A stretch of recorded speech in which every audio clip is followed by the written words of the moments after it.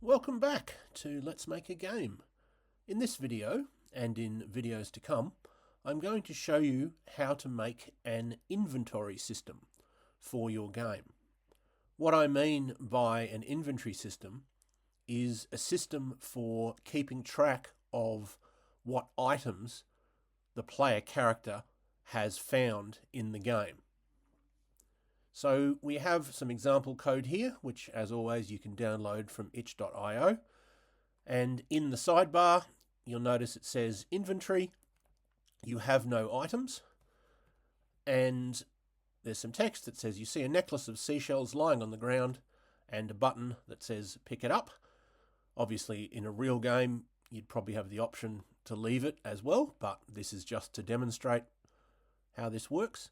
So when we click pick it up, it should go into our inventory. In other words, we should now see it displayed in the sidebar. So we'll click that. And indeed it says we now have a necklace of seashells. So let's look at the code that allows that to happen. As you can see, we have 4 passages, although one of them is blank. It's just the one to allow you to move on after you pick up the item.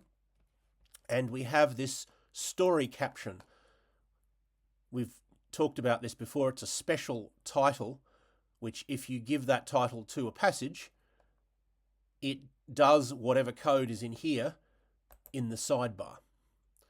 So let's start with the start passage. We need 2 arrays. One called item underscore name and one called item underscore present.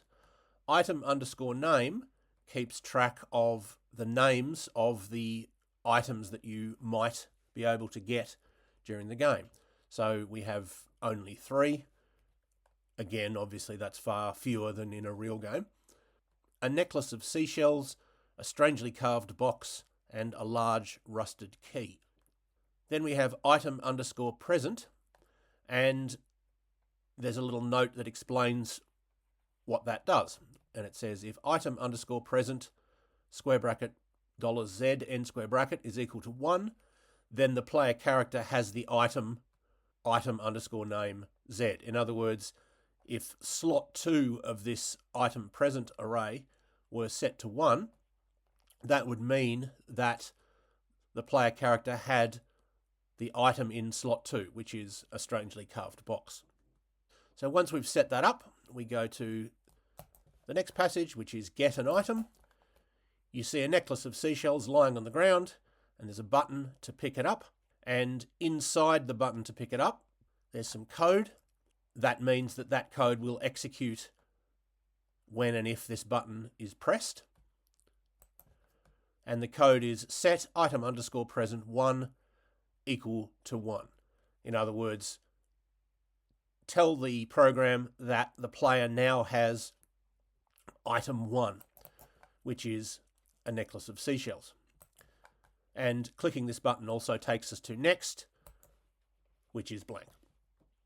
So we have to, as well as keeping track of what items the player has, we need to also let the player know what items they have, of course.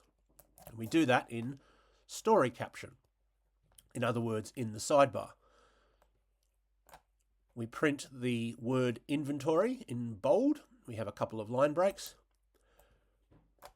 We set $SBA to 0.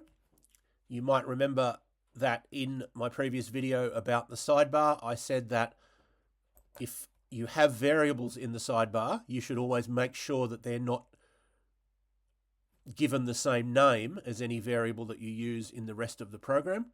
And I do that by having those variables start with $SB, of course, standing for sidebar. So we set $SBA for 0. That stands for sidebar any, I guess. And there's a note that says it will be set to 1 if the player character has any item. Then we have a for loop that goes from 1 to item underscore name dot length minus 1.